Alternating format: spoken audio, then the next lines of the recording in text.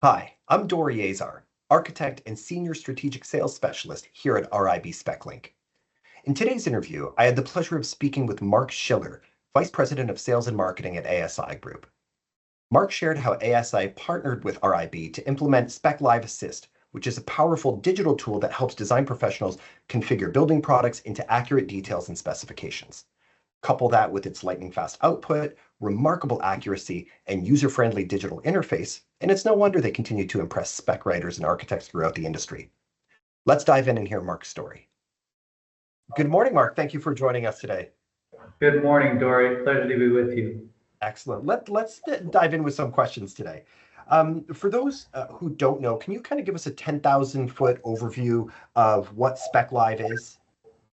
Sure. So, from our perspective, SpecLive is a tool, online tool, that allows anyone that wants to generate a specification for a building product manufacturer's portfolio of products.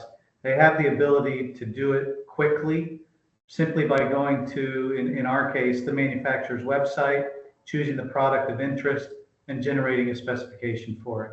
And the nice thing is the output is in the format that architects typically want to see for their projects, which is a three-part specification. So no editing. The path of least resistance. I absolutely love that. Yeah. Can you share how ASI Group typically approaches the architecture and design community from a sales and marketing perspective? Yeah, I think that's a really important question to be clear on for anyone that deals with the architectural community. So from our perspective, we treat the architectural community, design community, just like we would any other client. While it's not a sale of a product per se, the outreach, the nurturing, the communication, the clarity in terms of what the offering is equally as important. So we treat them just like we would any other, I'll call it a prospect for architects or designers that we haven't contacted, or it could be the same way in which you treat an existing customer, and that's follow up, nurture, make them aware of what's new, make them aware of the services that we might have available that could be beneficial to them. So our view of the architectural community is really no different than it would be for any other customer. Excellent. So that sounds like it might tie into the next question about your philosophy to make it easier for specifiers to choose your products. It sounds like it's really a relationship that you're trying to build from beginning to end. Is that correct? It is. And then on that aspect of making it easy, I think the important thing here is, and I'll present a little bit of history here. So Okay. there's been a survey that has been given to the architectural community going 30 years back. And Okay. it was done sort of in 10-year increments. So there was one done in the 90s, then there was another one done around 2010, 2015, and then ASI did another one, call it the early 2020s. And the questions, while they changed a little bit because technology obviously allows you to change what you're asking, the answers were eerily similar. And the bottom line was there's a lot of cut and paste of old specifications that maybe aren't relevant anymore because that was the path of least resistance for the architectural community or the design community. So from our perspective, if we're going to introduce a new tool that we want to have that community use to make it easy to create specifications, and in our case, new specifications, it needed to be something that would happen quickly. So the nice thing about the tool is it creates a specification in less than a minute. It can be in 30 seconds for a product, and there's really not a barrier to allowing an architect or a designer to generate a new specification. So that leads to the topic of friction points, right? It sounds like ASI is eliminating those friction points with this technology, and not only is it eliminating friction, but it's also ensuring reliability, right? Because there's confidence in the document and the information that you guys are putting out, right? Would you say that friction point is being dealt with this technology? It absolutely is. And look, the friction point, and this is true of anyone that's doing any work on anything, if it's going to take time, there's resistance. Right. Because time is, in my view, and I've used this term with a lot of people, time is the most precious commodity any of us have. Agreed. So if we're Yep. going to be trying to take some of a person's time, it better be efficient. It better be an improvement on how they're doing things in the past. So yes, major friction point was the time it takes to change a specification from something that may have been used for decades by a Right. particular firm or a particular specifier. So that was number one. And then accuracy is paramount. If the specification that is being put out is not accurate, well, that can do more harm than good. So Hmm. from our perspective, what the tool needed to do was eliminate this idea of, oh, well, this takes too much time. And then secondly, how accurate is going to be in terms of the format that it's being put out. That's excellent. That's excellent. Let's dive a little bit deeper, and I'd love to know, from your perspective, what drew you to SpecLive Assist as a solution for your work. Yeah, so we surveyed the market in terms of tools that were out there already for specifying products. We actually even tested some of the tools that some of our competitors have out there. And from that, I'll call it audit of the market, Okay. we wanted to do something that was better and different. So then we started to look at, well, who do we have relationships with already from a specification standpoint? RIB happened to be one of them. Okay. And we started the discussions with RIB around, look, this is something we're looking for in terms of the capability that we can offer to our constituents. And in many cases, we had mutual constituents Okay. for that content. So the discussion then went a little deeper in terms of, well, what are you doing, RIB, in terms of development for a tool like what ASI was seeking? And that then led into a deeper conversation about what they had done with a few clients at that Hmm. point. And then ultimately, we just liked the proposition of what we were getting in terms of the synergy with our proprietary specifications that we already had on the RIB platform, and taking that and leveraging it into a tool that could be developed. So what that relationship, the way we've had one with RIB for quite some time, because we've had our proprietary specifications on the RIB website. So it seemed like a natural transition to go from those proprietary specifications, which are really the backdrop for what gets created in terms of the three-part specification from the tool. The synergy there made a lot of sense to me. Mark, can you walk us through what it was like working with RIB's project manager and the product development team on bringing these ideas to life? Yeah, so one of the key elements of making a project like that when you're developing a new tool, particularly one that is a service to a certain constituent base, you've got to have a pretty deep understanding, not only on the programming side, which was really the heavy lift from RIB on the programming and development side, but then how that's all going to interact with our own websites, which are managed by a third party or an agency that we work with on that part. So there was really a lot of collaboration required, and that collaboration worked seamlessly between all of the parties. There was communication that happened pretty regularly. When there was something that sort of was a layer that we had to overcome, the communication was pretty fluid in terms of how we best overcome it. And then as we started to get towards the finish line, which of course that's when the excitement really starts to build because you're going to launch this, well, then you find a few more layers that you have to overcome to make it really nice for the marketplace. But the collaboration was really great and made this project work. It's not something that you do quickly, or where somebody would endeavor to go and do this and expect it to be done quickly. It was a long project over multiple years, and ultimately the product that was delivered to the market was a win. Was there anything about that process that stood out to you or that surprised you? And maybe did it take, as you said, it took maybe a little longer than people would expect? Were there any other surprises in launching a technology that you hadn't been involved in before, or that's relatively new to the industry? Any personal sort of takeaways from that? Yeah, I think if there was one, what I'll call sort of unexpected, Mhm. is ASI knows its products really well, knows the differentiators from one product to the next within a given portfolio. And RIB knows its programming really well, knows programming language really well.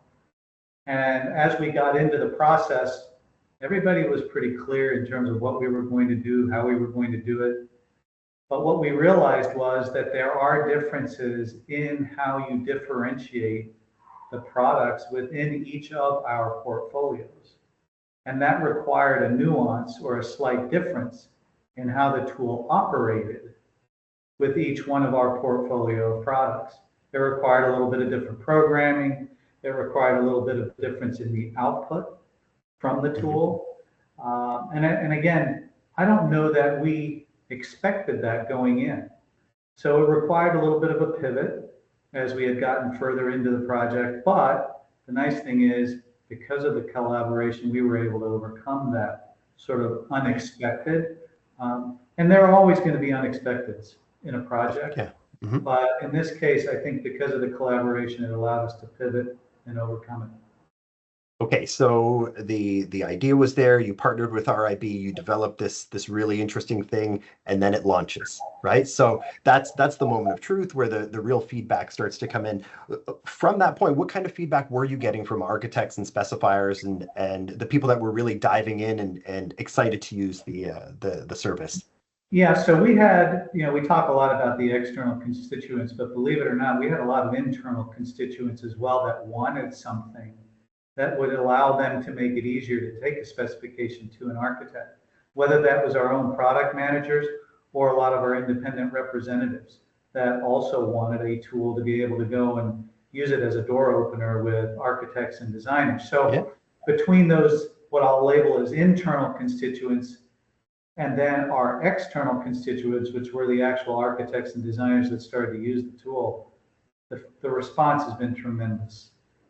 Really efficient, easy to use, exactly in the format that we want, does Right. allow for some editing if we need to make some slight edits unique to a particular project. It allows for that in terms of the output from the tool. And as recently as even this week, we had two different architects reach out to us saying, really love the tool, makes this really easy. We'll be specifying ASI products more.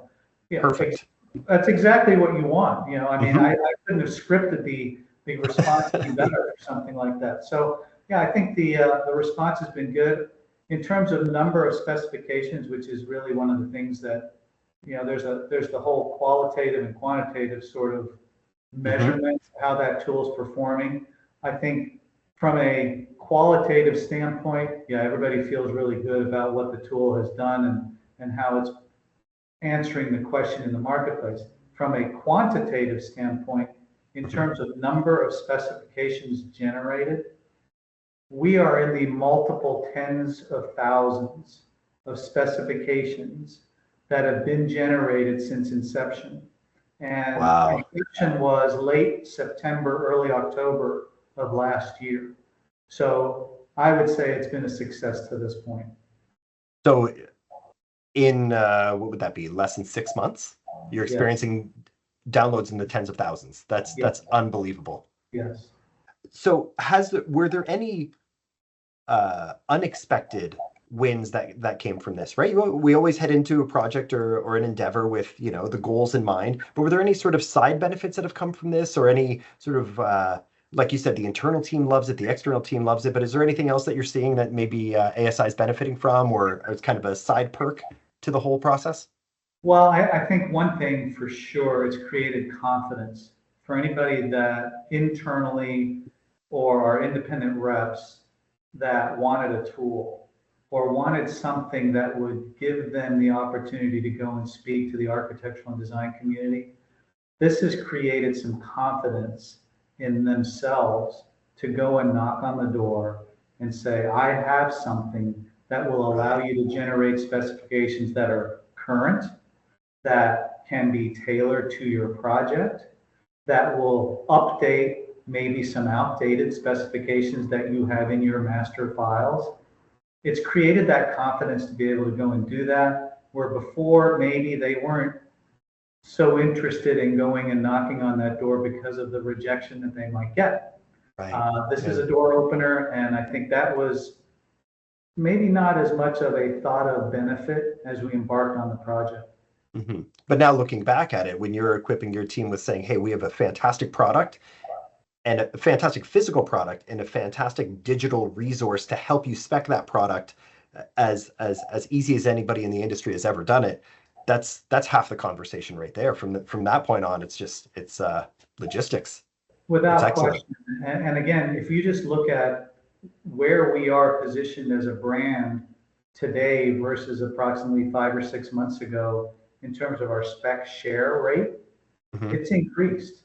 Now, can I say it's 100% because of this tool? No, I can't do that. But I honestly believe that this has contributed to it at a pretty significant level.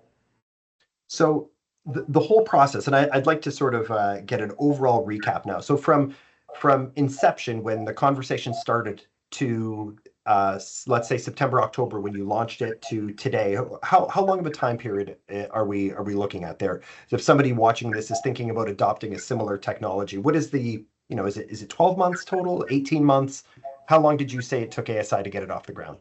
Yeah, so for us, it took 18 to 24 months from start to finish. And that timeline was possible because we already had a website that was pretty clear in terms of the products, was pretty accurate. Right. And we also had our proprietary specifications already on the RIB platform.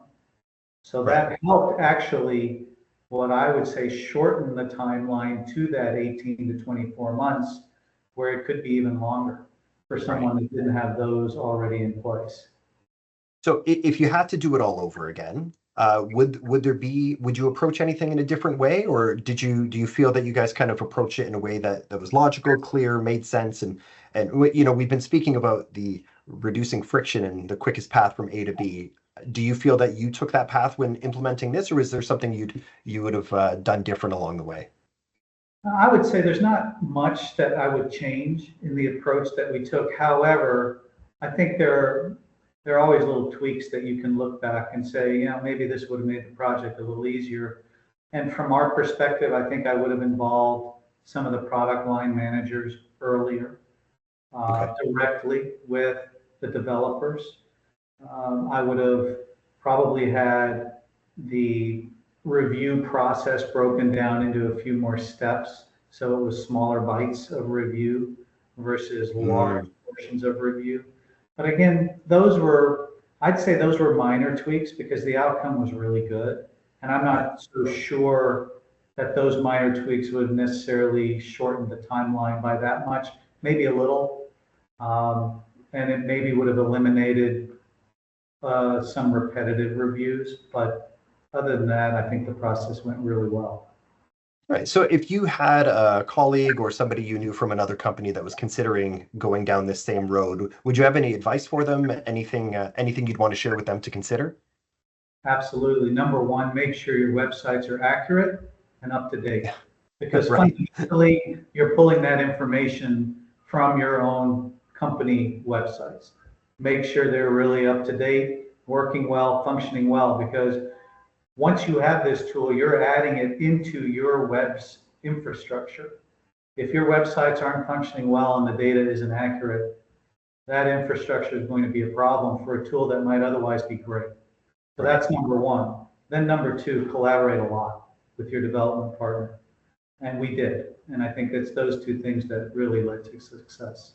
Yeah, because I think the whole BPM realm is it needs to rely on accuracy and sophisticated technology, right? So yeah, as you said, if the original website's not keeping up, plugging this in is just going to make for some problems. So yeah, it's important to have that technology up to date.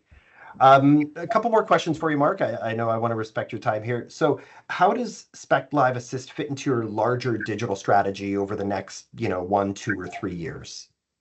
Well, it's an important piece of it. We're constantly looking at tools and different avenues to reach our constituents. whether that's customers that actually buy our product or other constituents that influence the use of our products. So it's an important piece. We're looking at the tools. There are a lot of them out there. You can imagine the universe of digital tools that are out Oh, there yeah. that do different things. And now with the advent of AI on top of everything else, there's a whole new set of potential tools out there that anyone should be looking at or evaluating for the purpose of growing your brand recognition, your market share, your sales. So it's an important piece. I think every year we take a look at, is there anything that's missing? Where is there a gap that can help us further close something that maybe we're not participating in the market? So it's an important piece of our overall infrastructure in terms of what we offer to the market. Yeah, and that's I appreciate that awareness that you have for your product and your technology. I think it gives architects and specifiers maybe some comfort in knowing that there's a constant desire to even improve internally as well and keep everything up to date. Mark, I got one final question for you, and then we'll let you get back to your busy schedule. If you had to summarize the impact of SpecLive Assist I'll give you one sentence to do it. One sentence to tell us the impact. What would it be? The use of SpecLive Assist as part of our digital infrastructure and toolbox that we offer to the market has further enhanced our position as a thought leader in the market. That's an excellent one-sentence summary. Mark, thank you so much for your time joining us today, sharing your knowledge and expertise and journey with us. And we'll look forward to chatting with you again someday. Thank you, Dory. Pleasure to be with you this morning. All right, take care. Take care. Bye-bye.